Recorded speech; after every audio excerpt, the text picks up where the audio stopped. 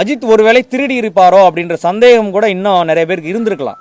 அதான் அஜித் திருடலை அப்படின்றத சிபிஐயே விசாரித்து அவங்க வந்து குற்றப்பத்திரிக்கை ரெடி பண்ணியிருக்கிறதா, 90 பக்கம் அடங்கக்கூடிய ஒரு குற்றப்பத்திரிக்கை ரெடி பண்ணியிருக்கிறதாவும், அதை விரைவில் நீதிமன்றத்தில் தாக்கல் பண்ண இருக்கிறதாவும் நேற்று வந்து முறையான தகவலை வந்து சிபிஐ தரப்பில் உயர்நீதிமன்றத்தில் தெரிவிச்சிருக்கிறாங்க. அதைத் தொடர்ந்து நீதிபதி ஸ்ரீமதி அவர்கள் குறிப்பான உத்தரவை பிறப்பிச்சிருக்கிறாங்க. ஏன் வந்து இந்த காவல்துறை இப்படி பண்ணணும், இவங்களுக்கு பாடம் புகட்டுவோம் அப்படின்ற உத்தரவு பிறப்பிச்சிருக்கிறாங்க. இதன் காரணமாக அஜித்குமாரோடைய குடும்பத்தினர் இப்போ தான் மன நிம்மதியாக ஆறுதல் அடைஞ்சிருக்கிறாங்க. இது வரைக்கும் மன நிம்மதியாக ஆறுதல் சுத்தமாக இல்லை. அவங்க 6 மாதமாக கிட்டத்தட்ட அழுதுட்டு இருக்கிறாங்க. இது போக இன்னொரு கோரிக்கையும் நாங்கள் சிபிஐட்ட வைக்கணும்.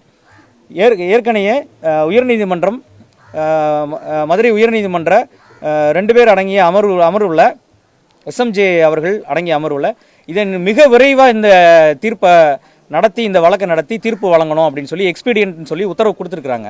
ஆனால் இப்போது 6-7 மாதம் ஆயிட்டு. இப்போ தான் சப்ளிமெண்ட்ரி சார்ஜ் ஷீட் ஃபைல் பண்ணி அது சிஜேஎம் கோர்ட்டில் ரிட்டனில் இருக்குது, மறுபடியும் ரீப்ரசன்ட் பண்ணியிருக்கிறாங்க. டிஎஸ்பி அதாவது இதில் 6 பேர் சேர்த்தது உங்களுக்கு நல்லா தெரியும். முதல்ல 5 பேரை சிபிஐ ரிமாண்ட் பண்ணாங்க. ஆனால் 6வது ஆள் ராமச்சந்திரன் டிரைவர் அவர்களை ரிமாண்ட் பண்ணலை, சம்மன் கொடுத்து தான் வர வச்சுருந்தாங்க சிஜேஎம் கோர்ட்டில்.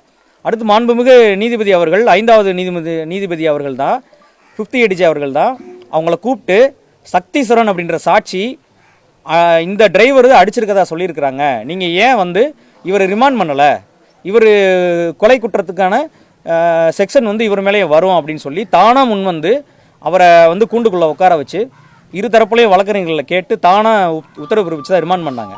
அதுக்கப்புறம் டிஎஸ்பி சண்முகசுந்தரம், இன்ஸ்பெக்டர் ரமேஷ்குமார், அப்புறம் எஸ்ஐ, அப்புறம் ஒரு ஏட்டையா, 4 பேருக்குமான சார்ஜ் ஷீட் ஒன்று ஃபைல் பண்ணி இப்போ பெண்டிங்கில் இருக்குது.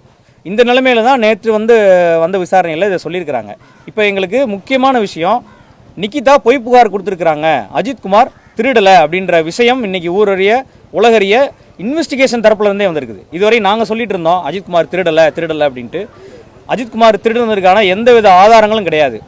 அப்படியே அஜித்குமார் திருடி இருந்தாலும் கூட அவங்க வந்து சட்டப்படி எஃப்ஐஆர் போட்டிருக்கணும், ரிமாண்ட் பண்ணியிருக்கணும், கஸ்டடியில் எடுத்து விசாரிச்சிருக்கலாம், சட்டப்பூர்வமாக போயிருக்கலாம். ஆனால் ஒரு நபரை சாத்தாங்குளன் சம்பவத்துக்கு பின்னாடி ஒரு ஸ்டேஷனில் வச்சு ஒரு அப்பா மகனை அடித்து கொண்டு அந்த விசாரணை இவ்வளவு சீரியஸாக கிட்டத்தட்ட 9-10 காவலர்கள் உள்ளே இருக்கும்போதே ஸ்டேஷனில் வெளியில் கூட்டிகிட்டு போய் அடிக்கிற ட்ரெண்டை இவங்க உருவாக்கி ஸ்டேஷன்லேருந்து வெளியில் அழைச்சிட்டு போய் அடித்தே கொண்டிருக்கிறாங்க.